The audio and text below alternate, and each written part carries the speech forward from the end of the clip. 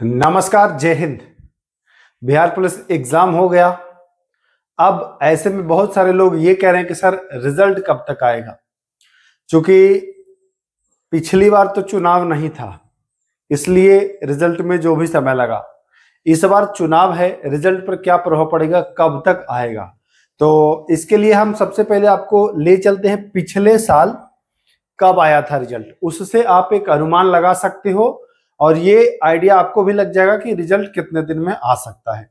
तो आइए हम आते हैं पिछले साल के रिजल्ट पर।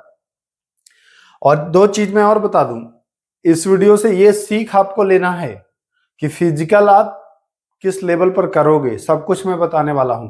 तो सबसे पहले अगर मैं बात करूं, ध्यान से समझिएगा। अगर समझ गए तो अच्छे से दिमाग में घुस जाएगा आपके। ध्यान दीजिए, यहां पर आपको दिख रहा होगा 28/8/2024 यह आखिरी एग्जाम हुआ था। 28/8/2024 आखिरी एग्जाम हुआ था, नहीं लास्ट दिन था, बुधवार था 28/8। ये देखिए आखिरी डेट, यानी कि एग्जाम हुआ 28 अगस्त को। एग्जाम कब हुआ? 28 अगस्त को, 8वां महीना। अब कितने दिन के एग्जाम समाप्त होने के कितने दिन के बाद रिजल्ट आया था? तो अगर आपको यहां पर दिखाई दे रहा होगा तो देखिए, ये वाला कहां गया? हाँ, 14 वाला आप देखिए, ये 14 तारीख वाला देखिए, 14/11/2024, ठीक ना। ये यहां 8वें महीने में, 8वें के लास्ट में एग्जाम हुआ है और 14 नवंबर बाल दिवस को इसका रिजल्ट पब्लिश हुआ है। इसका रिजल्ट पब्लिश हुआ है, ध्यान दीजिएगा। देखिए यहां पर आपको दिख रहा होगा results, written examination result for short listing of candidates for PET. Notification number जो है, एडवर्टीजमेंट नंबर, वो 1/2023 है ना, 1/2023 का है। यानी कि, लेकिन एक चीज और इसमें समझिएगा, एक पॉइंट और समझिएगा। ये भले ही 14 नवंबर को आया था, लेकिन रिजल्ट जो तैयार हुआ था बन करके, वह कब हो गया था? 28 अक्टूबर को ही तैयार हो गया था। जब आप रिजल्ट देखेंगे इसको क्लिक करके, तो उसमें जो डेट बना हुआ है वह 28 तारीख का, यानी कि 28 तारीख को रिजल्ट हो गया था कंप्लीट। यानी कि 21,391 की अगर मैं बात करूं तो मात्र 2 माह में जो है वह रिजल्ट बन के तैयार था। पब्लिश भले वो नवंबर में किए। तो अब रही बात कि भैया पिछली बार तो चलिए 2 माह का समय लगा, इस बार क्या समय लग सकता है, कितना समय लग सकता है, इसी पर हम बात करने वाले हैं। तो आ जाइए, जरा सा हम जगह इधर खाली कर लें, फिर आपको मैं बताता हूं। तो ध्यान दीजिएगा, रिजल्ट का देखिए, चूंकि पिछली बार चुनाव नहीं था दोस्तों, पिछली बार चुनाव नहीं था, इसलिए मात्र 60 दिन का समय लगा है। इसलिए कितने दिन का लगा है समय? 60, 2 महीने का समय लगा है। इस बार चुनाव है तो कितना दिन का समय लग सकता है? तो ध्यान दीजिए, ये बहुत लंबा प्रोसेस नहीं है, सब कुछ अब कंप्यूटराइज्ड है ना। अब हाथ से चेक करने वाला कुछ है नहीं कि हाथ से चेक, ये सब कुछ कंप्यूटर से संबंधित है। ये बहुत ही कम समय में किया जा सकता है चेक।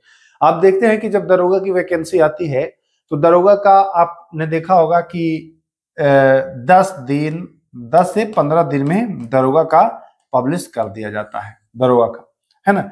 लेकिन दरोगा से इसमें जो छात्रों की संख्या वो तीन गुना लगभग है, 3-3.5 गुना लगभग है जो एग्जाम में शामिल हुए हैं।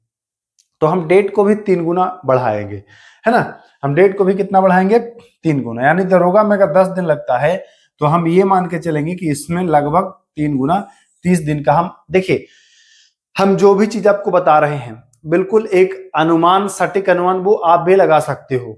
और कैसे हम सब कुछ कैलकुलेट करके आपको बता रहे हैं कि भैया दरोगा में छात्रों की संख्या 3 गुना कम है तो समय भी 3 गुना कम, है ना।